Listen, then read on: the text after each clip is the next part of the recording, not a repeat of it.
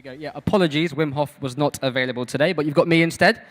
Ladies and gentlemen and fellow seekers of well-being, today I have the pleasure of talking to you a little bit about stress and also what we can do to fight it. How do we get our bodies to work with us rather than against us? Now, I won't dwell too much on what stress is. I'm sure it's a feeling that most of us here are all too familiar with. Stress activates the sympathetic nervous system. This is where our fight or flight response kicks in. Our heart rates increase and tension builds. It can leave us feeling a little bit messy and uneasy.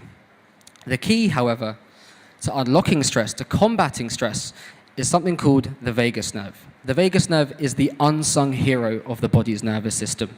It goes from the brain down to various organs within the body, modulating our heart rate, our digestion, our breathing, and even our emotions. When activated, it counterbalances the effects of the fight or flight response to stress. It brings us into a state of calm. You can think of it as Dr. Chill. It's the signal from the brain down to the heart that tells it to slow down.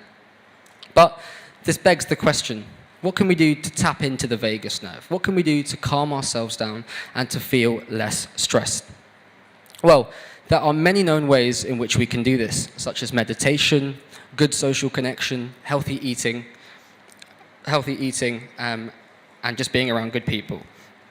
However, there is one route in particular called the physiological sigh. The physiological sigh has been recently proven to outperform other techniques such as meditation and also other breathing techniques in combating stress. It's been shown to be more effective at reducing our heart rate, bringing down any feelings of anxiety and stress. Now, it's something that we actually do involuntarily when we're falling asleep, but we can do it voluntarily in real time during a stressful event to help calm our heart rates down, to alleviate ourselves of any feelings of stress or anxiety. Now, despite the fancy name, it literally is a double inward breath through your nose, followed by a prolonged exhale out through your mouth. It looks a little bit like this. So you notice it's a double inhale, a large inhale through the nose, followed by a slightly shorter one at the top, and then we exhale slowly out through the mouth. And this can actually bring you into a state of calm, and it can reduce feelings of stress and anxiety. I'd like you guys actually to give it a go with me so you can feel the power of instant stress relief. So just to recap, it's a double inward breath in through the nose, followed by an exhalation out through the mouth. So if you guys are ready, copy with me and give it a go. We'll do it 3 times, so hopefully you can feel this calmness. So hope you guys are ready.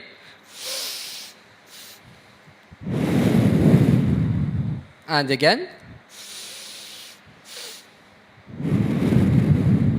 And one more time. Now, hopefully you guys felt that and you feel a bit calmer. It should, if done correctly, make you feel a little bit calmer. Now, the reason why this works, or should work, is that the double inward breath through the nose and the exhalation through the mouth in that manner activates the vagus nerve. Both breaths activate the vagus nerve. Not only this, but this double inward breath, and particularly that short breath at the top, allows you to clear out all the carbon dioxide that sits within the base of the lungs. It sits within small sacs called the alveoli. They're very, very large in volume, so if you were to spread these out, they would actually cover an entire tennis court in their volume. So they hold a lot of carbon dioxide, and so by doing this breath, we are removing excess carbon dioxide, which acts as a stress signal to the body and tells our heart rate to increase. So, next time you're feeling a little bit stressed, you can try this just a few times before a meeting, even during a meeting. You can even do it for 5 minutes before bed, and it will really slow down your breathing rate and bring you into a state of calmness and help you fall asleep. Not only that, you can pretty much do it any time in the day, and as I said, in real time.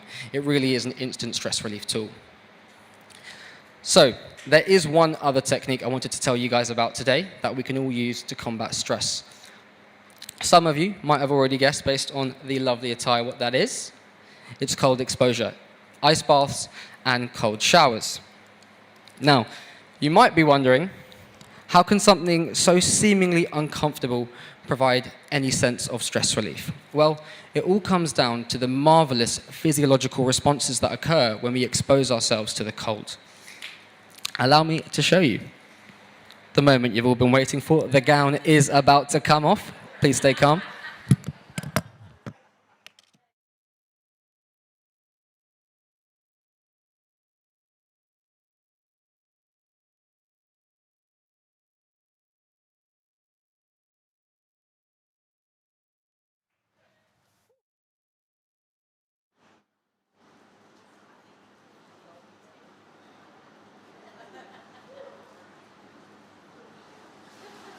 Just to check is the mic. Oh, it's on. Just if you don't believe this is cold, come and have a check afterwards. You can feel it for yourself. Now, as mentioned, it might seem counterintuitive, but once we get into a cold environment, the fight or flight response kicks into action. What's happening to me right now, and I've got a tracker on my arm, thank you, Paul Zach, my heart rate is increasing. My blood vessels are also constricting, and adrenaline is surging through my veins.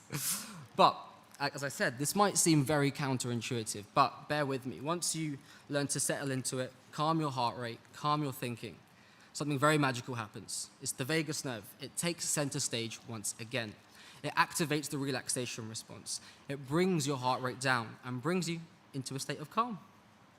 Now, more importantly, each time we do this, each time we expose ourselves to the cold and we override the stress response, we are literally training our bodies to adapt to stress. Now, usually I would have been a bit more panicky in this state, but I've done it quite a few times. I've learned to override the stress response, especially in temperatures like this. So in everyday life, in stressful situations, you learn to override the stress response. You become more calm. So you are training your body and your brain to adapt to stress. I urge you guys all to try this, but I still, checking the temperature? Temp check. Yep, bloody cold. Really, really bloody cold, under 10 degrees. So it's pretty nippy out here. But I understand that cold showers, ice baths are still quite a daunting experience, especially if you haven't done them before. But the other benefits are undeniable.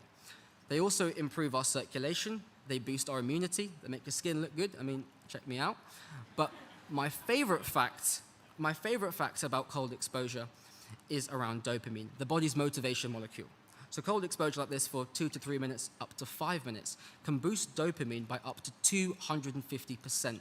In some studies, 500%. Now, these are levels comparable to that of cocaine. However, this is not a simple rise and crash in dopamine. It's a sustained rise that goes up and takes about 3 hours to come back down. This really is the body's natural high, and I urge you all to embrace the cold safely and give this a try for yourselves.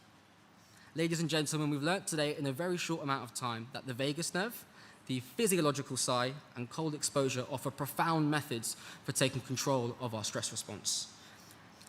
As we practice these and we learn more about the body's inner mechanisms, we can learn to take control of our very own stress response and in everyday life approach a state of calm and serenity.